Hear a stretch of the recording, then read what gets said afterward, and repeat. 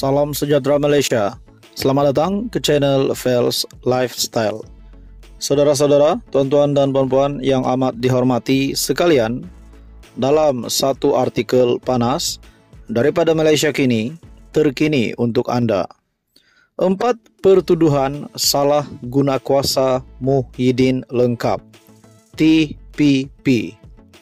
4 pertuduhan salah guna kuasa terhadap Muhyiddin adalah lengkap dengan butiran untuk memaklumkan bekas Perdana Menteri itu mengenai kesalahan yang didakwa itu, kata seorang pendakwa raya.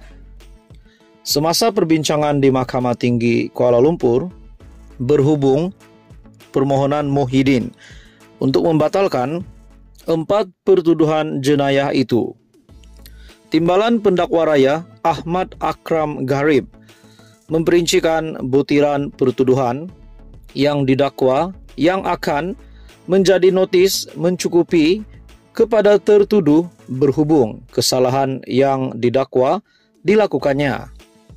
TPP itu menegaskan bahawa 4 pertuduhan berkenaan menyatakan unsur-unsur kesalahan di bawah Seksyen 23 dalam kurungan 1 Akta SPRM 2009, yaitu Muhyiddin atas kapasitinya sebagai pegawai awam ketika itu, yaitu Perdana Menteri, telah menggunakan jawatan berkenaan untuk suapan RM232 juta. Adalah terlalu awal untuk mengatakan pertuduhan itu cacat. Pertuduhan itu adalah lengkap dengan notis yang mencukupi kepada Muhyiddin supaya dia boleh menyediakan pembelaan yang sewajarnya.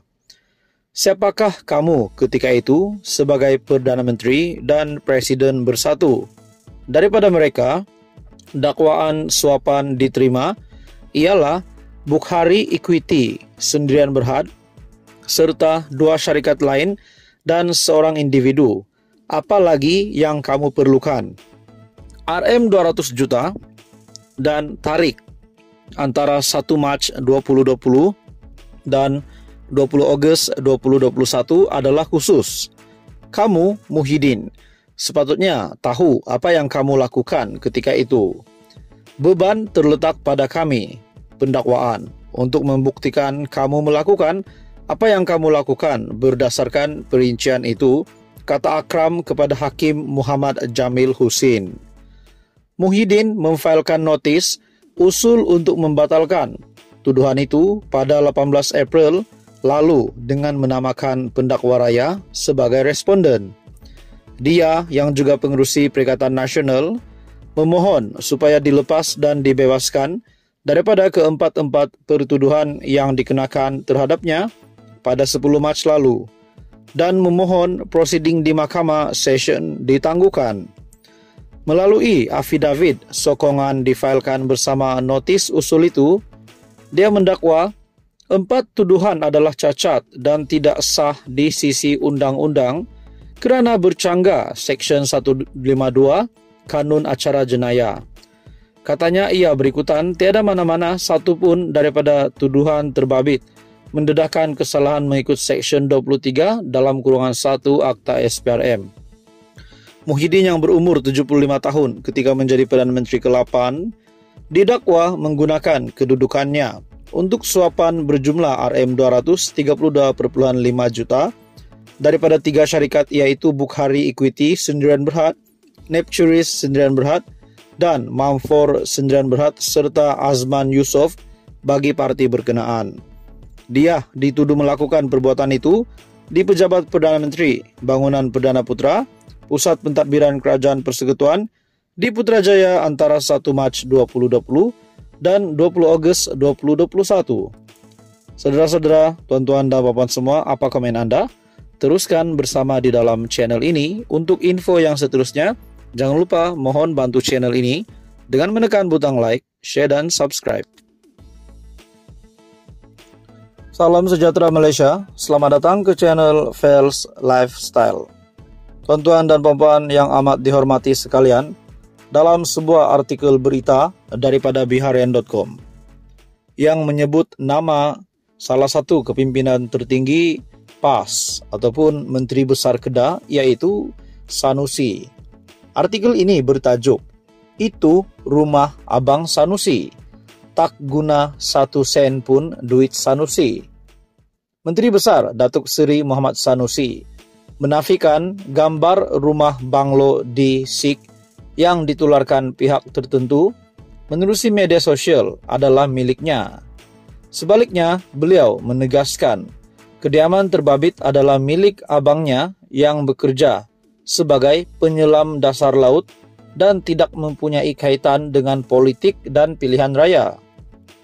Foto sebuah banglo di Sik lengkap dengan image Google Map yang coba digambarkan ada kaitan dengan saya hingga timbul tanggapan, kononnya banglo itu milik saya, sedang ditular oleh para pemfitnah dan pendengki di media sosial. Ia tidak benar dan semata-mata fitnah. Pemfitnah ini bekerja keras menjelang pilihan raya negeri untuk mempengaruhi orang ramai percaya saya kini hidup kaya raya hingga mampu membina rumah seperti itu, katanya dalam kenyataan. Muhammad Sanusi yang juga ahli Dewan Undangan Negeri Adun Jeneri menegaskan tiada 1 sen wang miliknya digunakan untuk membina rumah itu dan ia dibina sendiri oleh hasil titik peluh abangnya sendiri setelah bekerja keras selama puluhan tahun. Katanya, selama ini abangnya terpaksa tinggalkan istri dan anak-anak hingga 3 atau 4 bulan sebelum dapat kembali bertemu keluarga. Bukan sekali dua, tetapi banyak kali ketika istrinya bertarung nyawa melahirkan anak. Si suami pula sedang bertarung dengan hiu dan jerung di dasar laut. Mereka suami istri, termasuk anak telah banyak berkorban selama ini. Amat menyedihkan tatkala sampai masa untuk mereka mengecap sedikit kegembiraan dapat masuk rumah yang baru siap, ada pula orang yang dengki dan sakit hati, hingga tergamak menjajah fitnah konon rumah itu bukan milik mereka. Apakah salah mereka kepada kalian, pemfitnah, katanya. Muhammad Sanusi turut mempersoalkan adakah menjadi kesalahan abangnya mengumpul duit setelah berpuluh tahun bekerja, mempertaruhkan nyawa dalam keadaan begitu bahaya untuk memberikan sedikit kegembiraan kepada ahli keluarga. Apa salah dia kepada kalian sehingga tidak berkira langsung menyebar fitnah sedangkan kalian tidak kenal pun siapa pemilik rumah itu?